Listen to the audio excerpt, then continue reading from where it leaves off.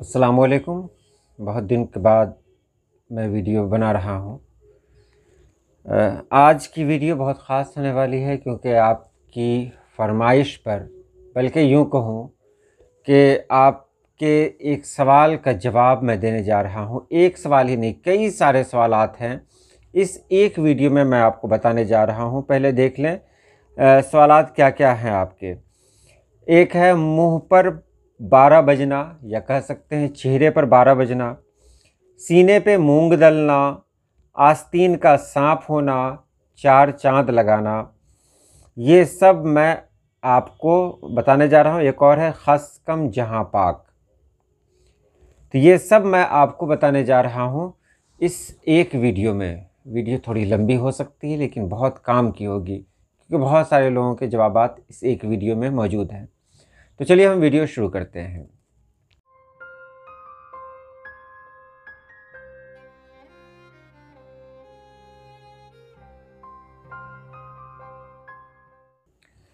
पहले बात करते हैं मुंह पर 12 बजना।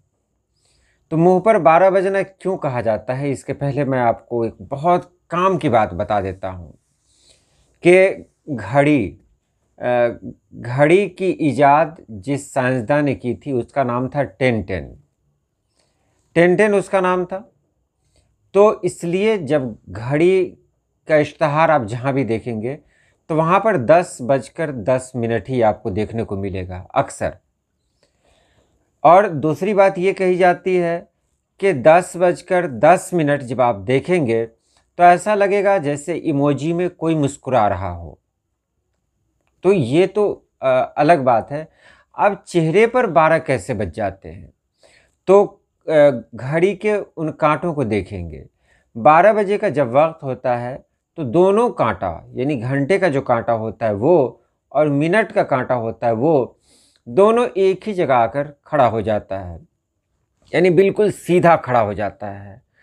तो आप एक चीज़ देखेंगे कि जब आप सोच में पड़ जाते, इमोजी का ज़माना है ये, तो वहाँ आप देखते होंगे कि जब हम सोच में पड़ जाते हैं तो क्या होता है, चेहरे पर एक लकीर बन जाती है। यहाँ पर इस तरह क्या होता है, ये इस तरह बन जाता है।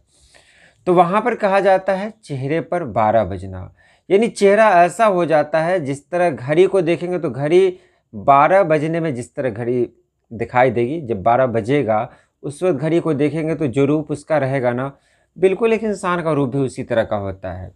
बिल्कुल वही 10:10 जो होता है तो उसमें इंसान हंसता मुस्कुराता हुआ नज़र आता है, यानी इमोजी ऐसी बनती है जिसमें स्माइल बनता है 10:10 पे। और 2:50 पर अगर कहीं देखेंगे तो वो उदास चेहरा नज़र आएगा। तो 12 बजे का जो चेहरा होता है, 12 जो बजता है उस वक्त जो इमोजी बनती है वो इमोजी बनती है सोचने वाला, यानी किसी फिक्र में गुम, यानी अचानक कुछ झटका लग गया हो किसी को, तो उस वक्त जो चेहरे का जो इमोशन होता है वो बिल्कुल उसी तरह का दिखाई देता है। तो ये हुआ मुंह पर या चेहरे पर 12 बजना। अब देखिए, आप किसी भी कहावत को या किसी भी मुहावरे को पूरी तरह से अगर आप ढालना चाहेंगे तो नहीं। कोई बात किसी को अच्छी लग गई तो बस वहीं से उसको ले लिया और उसके बाद वो कहावत जो मशहूर हो गई। दूसरा है सीने पर मूंग दलना। आप कहने को तो कह दिया, तो सीने पर मूंग दलने का मतलब होता है बहुत तकलीफ़ देना। फलां आदमी ने मतलब फलां आदमी आजकल मेरे सीने पर मूंग दल रहा है।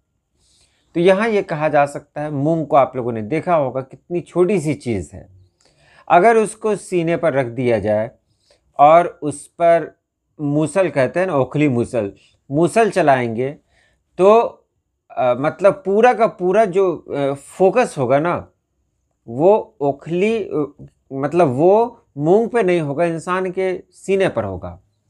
अब किसी के सीने पर एक तिल रखा जाए और उस पर बहाना ये बनाया जाए कि हम मूंग को दल रहे हैं, तो क्या मूंग को दला जा रहा है? वो तो उसके सीने को क्या कहते हैं, मार मार के पिचका दिया जा रहा है। तो ये मतलब बनता है उसका, सीने पर मूंग दलना यानी तकलीफ देना। इस तरह कि और भी मुहावरे हैं इस तरह के, जहाँ ये कहा जाता है ऊँट के मुंह में ज़ीरा। अब ऊँट के मुंह में ज़ीरे का क्या असर हो सकता है, ज़ीरे की क्या अहमियत है, क्या हैसियत है। तो एक मूंग है, मूंग दलना, सीने पर अगर कहीं मूंग दलेंगे, मान लिया बहुत सारा भी मूंग दलेंगे, तो ये काम तो ओखली का है ना, सीने का तो है नहीं। अब सीने पर किसी के आपने मूंग दल दिया या कुछ भी दल दिया आपने, तो क्या होगा, तकलीफ़ किसको होगी, सीने को होगी। तो एक ये भी है, पूरी तरह से ये मुहावरा फिट तो नहीं बैठ रहा है, लेकिन जो मैंने मुहावरे के बारे में पढ़ा तो यही सब निकल कर सामने आया। आस्तीन का सांप होना बहुत मशहूर है ये, कि वो मेरे आस्तीन का सांप है। ख़ास तौर से दोस्तों के बारे में कहा जाता है, वो दोस्त जो दगा कर जाते हैं उनको कहा जाता है। आस्तीन एक ऐसी चीज़ है ना जो सबसे ज़्यादा करीब और सबसे ज़्यादा इस्तेमाल में आने वाली है, क्योंकि हम सबसे ज़्यादा काम हाथ से लेते हैं, तो वहाँ पर आस्तीन की अहमियत सबसे ज़्यादा बढ़ जाती है। शेख सादी का वाक़या तो आपको पता ही होगा कि जब वो गए थे किसी दावत में, तो लोगों ने उनको भगा दिया कि भाई कौन आ गया है भिखारी।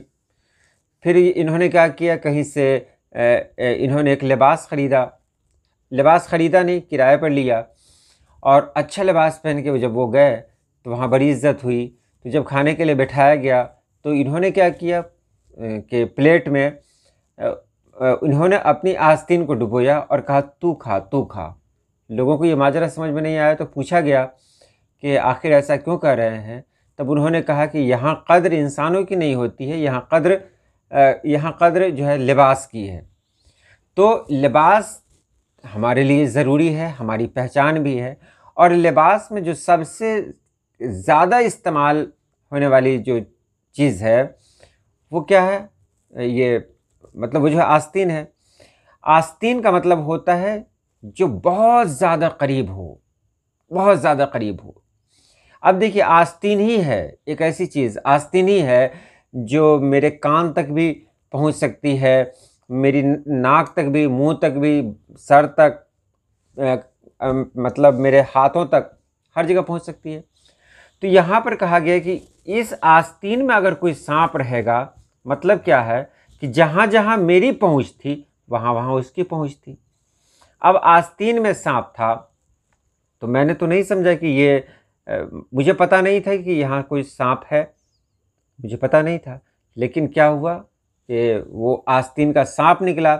मैंने उसे सांप नहीं समझा था, लेकिन उसने, जिस पर मैंने बहुत ज़्यादा भरोसा किया था, जो हर जगह मेरे साथ रहता था, उसने क्या किया, मेरे साथ दगा किया। तो ये आस्तीन का सांप मतलब हुआ। चार चांद लगाना, या ये क्यों कहा जाता है चार चांद लगाना? चांद से खूबसूरती, चांद खूबसूरती की अलामत है। तो यहाँ पर एक चांद से पूरी दुनिया खूबसूरत हो जाती है। अगर एक चांद महफिल में आ जाए तो महफिल का क्या कहना। अब वहाँ कहा गया कि एक नहीं, दो नहीं, तीन नहीं, बल्कि अगर चार चांद उस महफिल में लग जाए तो उस महफिल की खूबसूरती का कोई अंदाज़ा लगा सकता है? मतलब कितनी खूबसूरत महफिल कहलाएगी। मतलब हर तरफ रोशनी ही रोशनी होगी, और महफिल की जान रोशनी है। तो यहाँ चाँद खूबसूरती की अलामत है, तो यहाँ यही कहा गया कि चार चाँद लगाना है। किसी ने महफिल में, किसी की हाज़िरी से महफिल में चार चाँद लग गए, मतलब महफिल और भी ज़्यादा खूबसूरत हो गई, महफिल बहुत ज़्यादा खूबसूरत हो गई। इसलिए इसके बारे में कहा जाता है। एक और था, खस कम जहाँ पाक।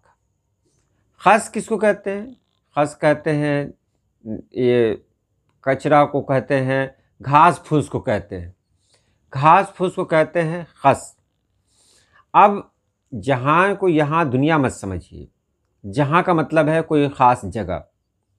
अगर हम किसी कमरे में बैठे हुए हैं, वहाँ पर खसो खाशाक है, खस ही समझिए ना, वहाँ बहुत ज़्यादा घास फूस है, और हम वहाँ बैठे हुए तो वो जगह अच्छी नहीं लगेगी। तो अगर हमने क्या किया, उस घास फूस को उठाकर फेंक दिया, तो क्या होगा, वो जगह अच्छी हो जाएगी। तो वहाँ पर किसी को हटा देना, किसी को हटा देने से अगर कोई जगह और भी ज़्यादा अच्छी हो जाती है, वहाँ पर इस्तेमाल होता है। खस कम जहाँ पाक, यानी वो इंसान है, मैंने दावत दी, नहीं आया, न भले नहीं आया, खस कम जहाँ पाक, मतलब कि मैंने तो उसको फॉर्मेलिटी में दावत दी, लेकिन उसने क्या किया, उसने मेरी दावत को कबूल नहीं किया। अच्छा ही हुआ कि उसने कबूल नहीं किया, इसलिए कि मैं ख़ुद भी नहीं चाहता था कि वो दावत में आए। तो ऐसे ऐसे मुहावरों का इस्तेमाल होता है। और भी बहुत सारे मुहावरे हैं, सवालात का इंतज़ार है। और हाँ, एक बात और, मैंने जो कुछ भी कहा है ये एक किताब है, मुहावरों की दुनिया, वहाँ से मैंने देखा है और कुछ अपनी तरफ से भी कहा है। तो आज के लिए इतना ही, इंशाअल्लाह फिर मिलते हैं किसी नई वीडियो में।